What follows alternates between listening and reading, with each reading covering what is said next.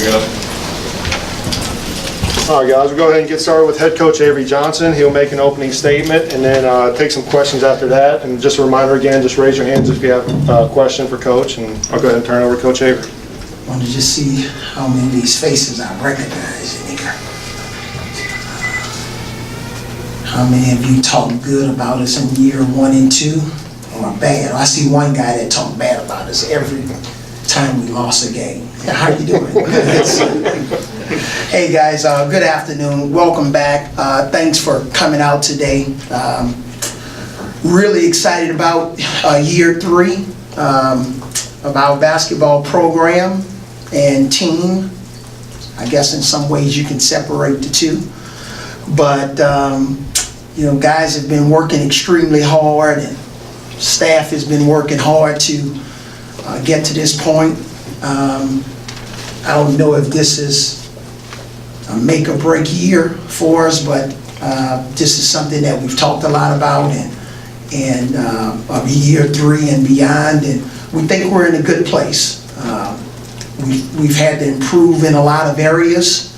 Obviously, you guys know we've had some changes over the first 2 years, even on our coaching staff. We're bringing in Coach Pelfrey and Coach Yassir over the last 2 years, and Petway's been here since day 1, and so those guys, it's been fun to watch how those guys have all come together from a chemistry standpoint. But again, I'm just excited. I know we got a lot of work to do. When you have, you know, high expectations, I don't think we're going to be picked to come in 13th in the SEC like we were in year 1. But I think when you have higher expectations, you got to have a stronger accountability model, more hard work, better decision making, trust, and all of those things. And it's just not going to happen overnight. But we're working on it. The men have been practicing hard, and I'm really proud of the progress we've made. But trust me, we have a long way to go. Before I continue, let me just get to kind of what I know you guys want to know about. Obviously, you know, we had an unfortunate situation with one of our staff members that led to his resignation. But I'm confident in our compliance department, the athletic department, and just our administration and doing things in a first-class manner with a lot of integrity. We have been proactive throughout this process with all of the different proper authorities, and when I have more information on it, I'll share it with you guys. I think I've tried to be, you know, forthcoming and transparent since I've been here. I want that to continue. But as of right now, I don't have any other updates on that situation. In terms of our personnel, Riley Norris has a hip injury. He's week to week. He suffered that hip injury Monday in practice. So he's week to week. We don't think it's anything going to be long term, but he's obviously got a rehab, and hopefully we'll get him back as soon as possible. Everybody else is available for practice today, and they've all had their ups and downs throughout these training camp style practices, but they're improving. Some of the highlights, I like what our returning players have been doing. Dejon and Braxton and Dante and Daniel, even though he redshirted last year, and AJ and even Riley before the injury. Those guys have been trying to provide more leadership. They understand when we talk about the small, minute details of our game offensively and defensively. They understand how important it is. They understand how to get you beat if you don't space the floor, if you don't catch the ball with 2 hands, if you don't make your free throws, if you're not playing unselfish and not giving up your body or rebounding, or, you know, attacking zone defenses, zone presses, or getting deflections on defense. They understand all of the minor details and how big they can play in the course of a game in the season. So they've done a good job of leading our team, and we're going to need their leadership. All of our freshmen have been very competitive, very energetic. coachable. They're excited. You know, all of those kids think they're really good. I think that's a good thing. They say, well, you know, or some of the guys need to be humbled a little bit. Yeah, maybe in some ways, but we wanted the type of personalities that we've added to our personnel this year, because we're going to need it. We're going to need it because we have an outstanding schedule this year, which you guys know our schedule now, and we're going to have to be and have the right mindset, the right physicality to be successful both in non-conference and in conference. Our pro day was a huge success, huge success. There are a lot of scouts that had never been to Tuscaloosa, okay, especially for a basketball event. So it was a huge success. I think we had over 50 scouts, and they were blown away by our facilities. And obviously they weren't here because of my dynamic personality. They needed to see some potential pros, and they like a lot of what they saw. I had a chance to have a reception with those guys after the event was over, and it was pretty interesting, the conversation about some of our guys. But that was a huge success. That was something that we wanted to add in year 3 and beyond, to give our guys a chance to display their abilities in front of a lot of those scouts. Sure, I am pro-education, okay? Just for those of you who are new, I am pro-education, but for those young men that have potential to play at the next level, we want to help them get there at the appropriate time. So that's what that exercise and pro day was all about. Tie tip-off is coming up October 24th. Excited that we're going to be partnering again with our women's basketball team and Coach Christie, and that's going to be a fun night.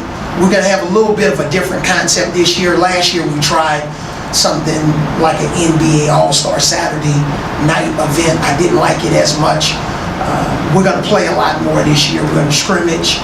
So we'll still have some three-point shootouts. We'll let the guys dunk a little bit at the end, but we're going to at least play a half of a game in scrimmage in front of our fans. So we're excited about that. In terms of recruiting, obviously can't mention any names, but we think we'll have another pretty competitive recruiting class this year. We're involved with some high-level kids. Hopefully we'll sign some early. Hopefully we'll sign some late. It's probably going to be a little bit different than what we had last year, because we don't quite know what's going to happen with our roster come springtime, especially with the draft. So hopefully we'll sign 1 or 2 kids early, and depending on what happens with our roster, be able to get some kids later in the second signing period. Excited about homecoming this weekend. Proud of our football team. They play the right way, and we're going to be there to support them. We got some kids obviously coming in. We've had 2 kids come in on officials. We got some kids coming in this weekend on unofficials, and we get a chance to again display what a beautiful place and campus that we have here at the university. So I'll stop right there, Aaron. Hopefully that updated you on some things, and but we'll open it up for questions. All right, start here in front with Alex. This is kind of two-part, so I'll get to the first one first. What was your initial reaction to the FBI investigation when it went down? And I guess just seeing everything, that the names were involved, people. What was your initial reaction to that? Well, anytime something happens that's not a positive with college basketball,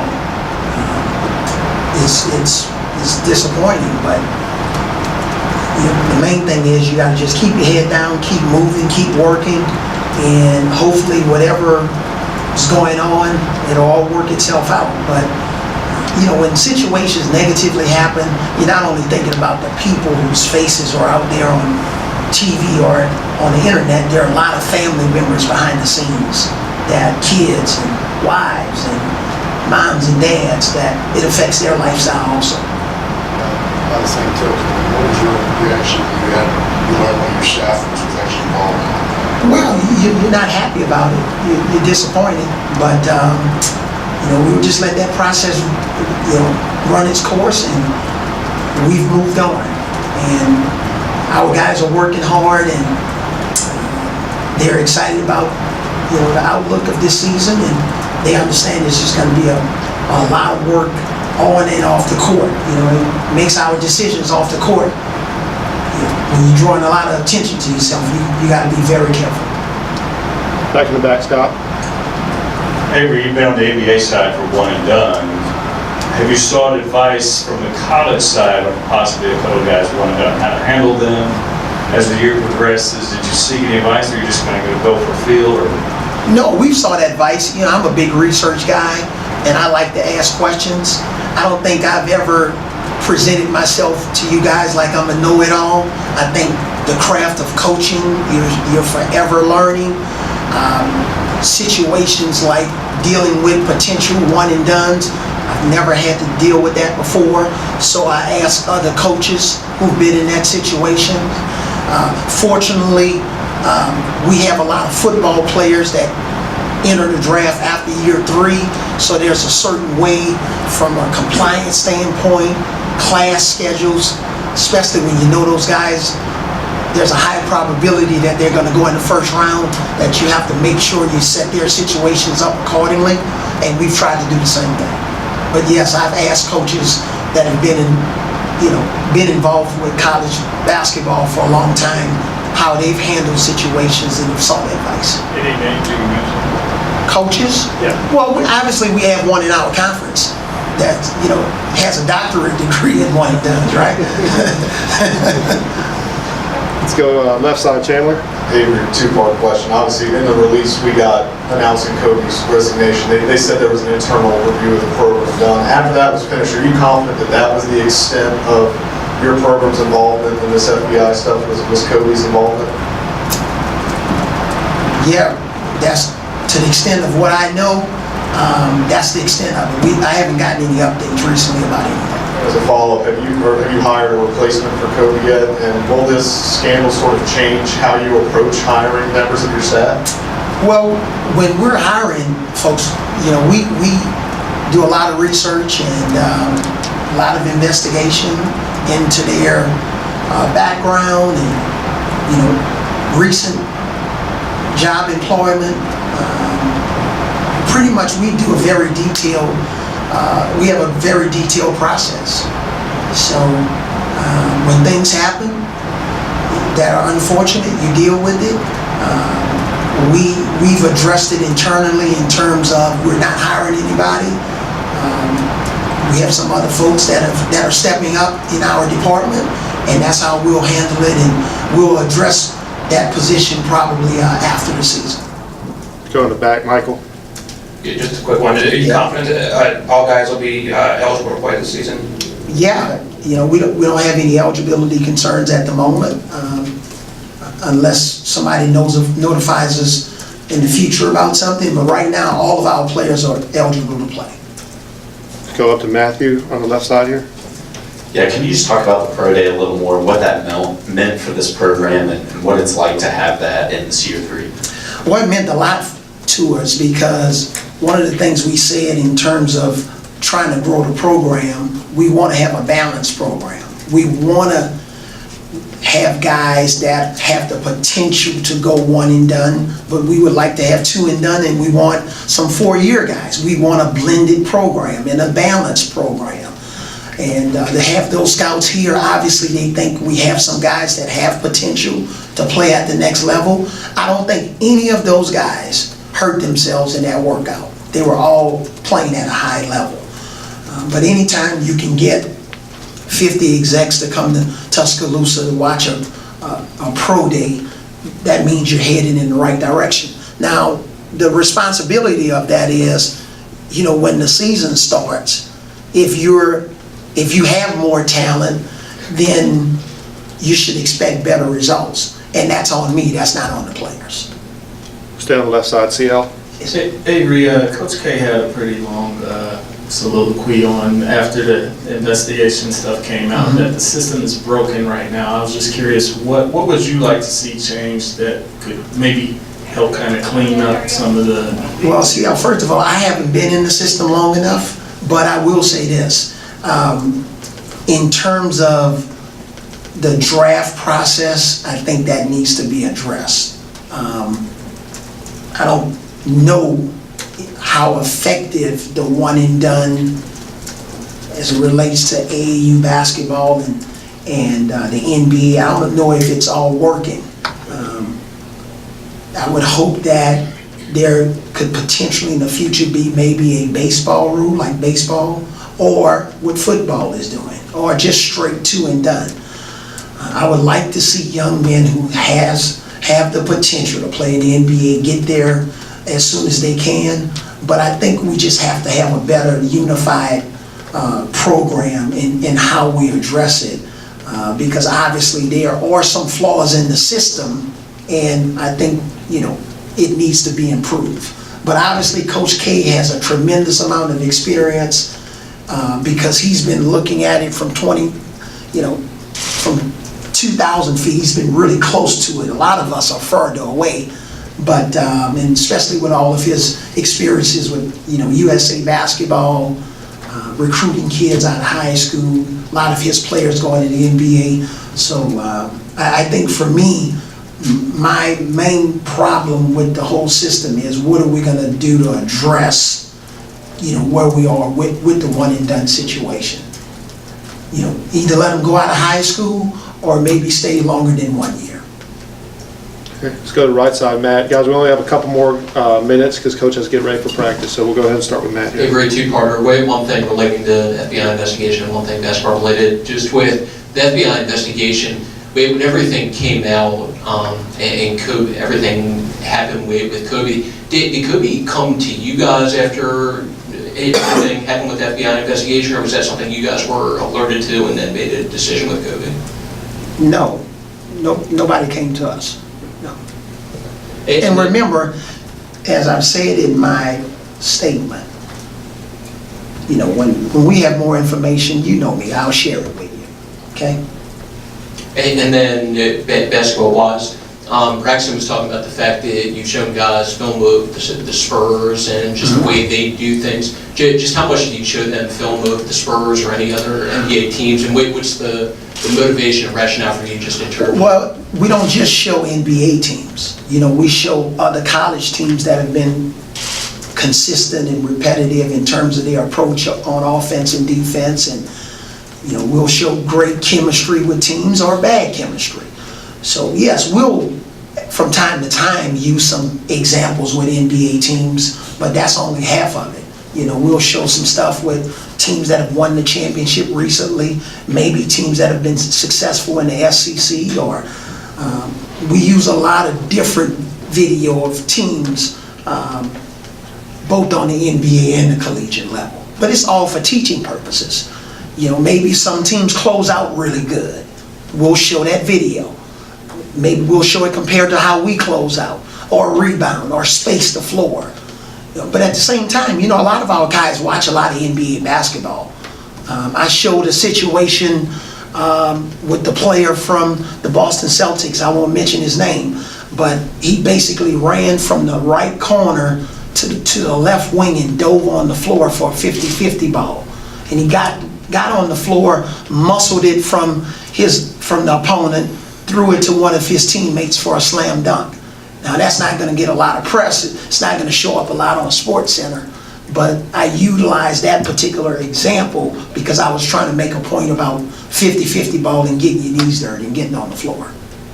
Okay, we'll go to Cecil, and then the last question will be Alex. Go ahead, Cecil.